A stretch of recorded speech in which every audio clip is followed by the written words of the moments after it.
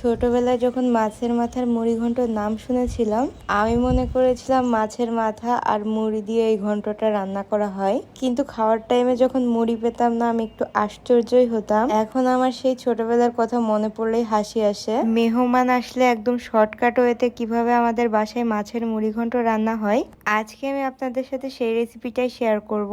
মুড়ি ঘন্টটা রান্না করার জন্য প্রথমেই মাছের মাথাগুলোকে লবণ হলুদ দিয়ে মাখিয়ে নিতে হবে। আপনারা চাইলে মাছের মাথাটা পিস পিস করে কেটেও হলুদ লবণ দিয়ে মাখাতে পারেন। লবণ হলুদ ভালোভাবে মাখানো হয়ে গেলে মাথাগুলোকে আমরা সুন্দরভাবে তেলে ভেজে নিব। মাছের মাথাগুলো অবশ্যই কড়া করে ভেজে নিতে হবে, কারণ যত কড়া করে ভাজা হবে এটা খেতে আরো টেস্টি হবে।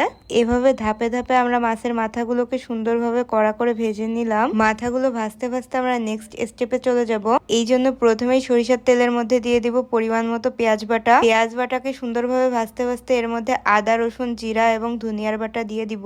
সবগুলো বাটায় একদম পরিমাণ মতো দিব।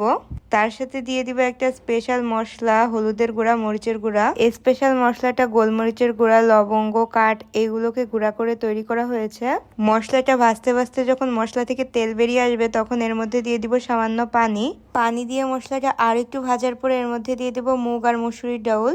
মুগ ডাউলটাকে ব্যবহার করার আগে কিন্তু ভেজে এটাকে পানিতে ভেজানো হয়েছিল। এখন ডাউলটাকে সুন্দরভাবে কষিয়ে এর মধ্যে দিয়ে দিতে হবে ঝোলের পানি। তারপর ডাউলটা ফুটে আসা পর্যন্ত অপেক্ষা করতে হবে। তার মাঝে কিছু তেজপাতাও দিয়ে দিলাম। ডাউলটা যখন একদম ভালোভাবে ফুটে যাবে, তখন এর মধ্যে দিয়ে দিতে হবে সেই ভেজে রাখা মাথাগুলা, যেগুলা মুড়িঘন্টর ডাউল রান্না করতে করতে ভাজা হয়ে গেছে। এরপর এগুলোকে একে একে পাতিলে ছেড়ে দিলাম। মাথাগুলো যদিও এই পর্যায়ে একদম আস্ত রয়েছে, কিন্তু ডাউলের মধ্যে যাওয়ার পরে এমনিই ভেঙে যাবে।